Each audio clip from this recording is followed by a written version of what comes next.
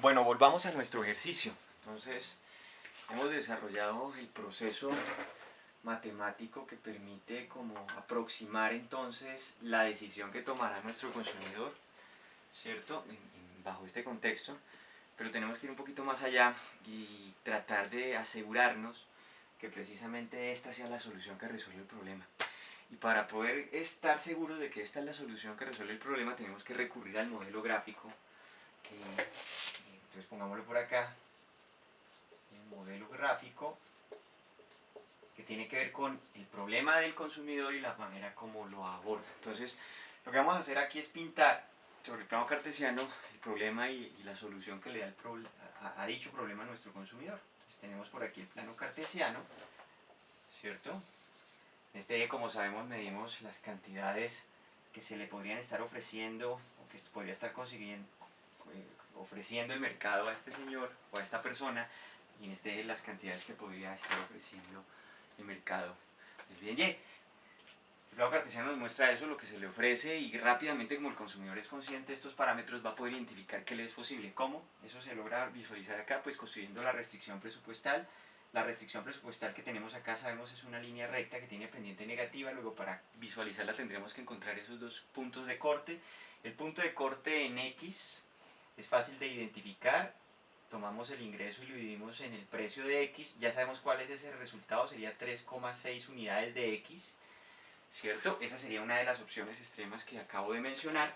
Y el punto de corte en Y, pues lo podemos encontrar como lo hemos venido haciendo, tomando el ingreso del consumidor y dividiéndolo en el precio de Y, que en nuestro ejercicio sería equivalente o correspondería a 900.000 dividido 400.000, 2,25 unidades máximo, ¿cierto?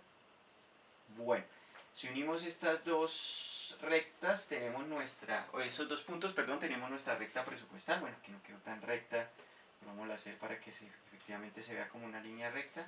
Las posibilidades económicas que está enfrentando el consumidor allí están representadas. Esas son las combinaciones que le son posibles. Ahora bien, el consumidor lo que hace después de que identifica ese conjunto de combinaciones que le son posibles, va a tratar de seleccionar cuál de ellas le genera la máxima satisfacción, cuál sería la más preferida. Entonces, para poder visualizar eso, tenemos que representar aquí la segunda función que tiene que ver con el problema, la función de utilidad. Pero bueno, antes, para poder graficar la función de utilidad a partir del mapa de curvas de indiferencia, tenemos que hacer una estimación, tenemos que identificar la pendiente de la restricción presupuestal, que es negativa. Ya sabemos que se logra aproximar tomando el precio de X y dividiéndolo en el precio de Y, y si eso hacemos, el resultado sería 250.000 dividido 400.000.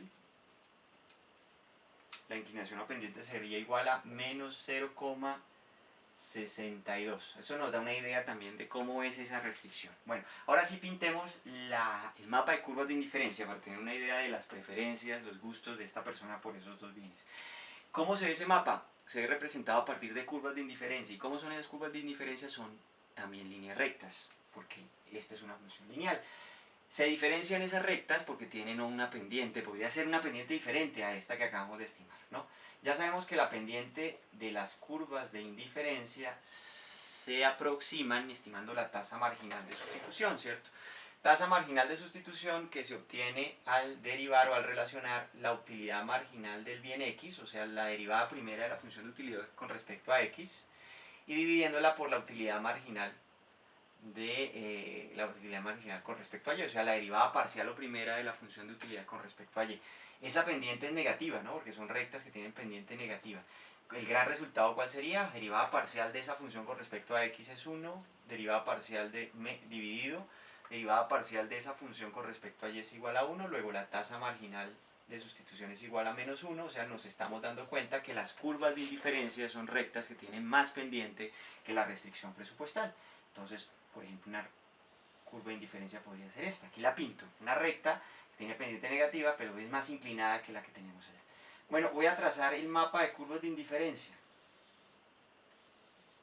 Estoy montando entonces aquí la representación gráfica de la satisfacción que obtiene el consumidor cuando pues le es posible consumir cierta combinación de esos bienes o sus preferencias por esas distintas combinaciones. La función de utilidad 1, la curva de indiferencia 1, U2, U3, U4, U5, digamos que esta es la U6, U7 y U8. Finalmente, entonces, ¿qué hacemos para identificar que esta solución sea la correcta? Pues evaluemos las dos soluciones que teníamos aquí de presente. Si el consumidor decide gastarse su ingreso exclusivamente en Y y sacrifica el consumo del bien X, consumiría 2,25 unidades máximo de Y, y eso le traería una satisfacción representada en la curva de indiferencia U3, o sea, tendría un nivel de utilidad de U3 o alcanzaría una satisfacción de U3.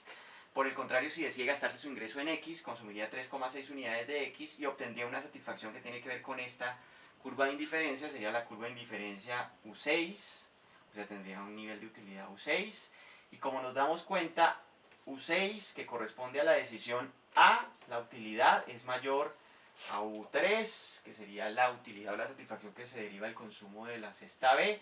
Luego entonces, desde el plano cartesiano, gracias a él podemos estar seguros que efectivamente la decisión que resuelve el problema, que le trae la máxima felicidad, pero también que es una decisión posible, sería consumir su ingreso en X sustituyendo totalmente el consumo de Y. Esta sería la solución al problema, como lo acabamos de hacer. Así se resuelve, se plantea y se resuelve este problema en este caso puntual.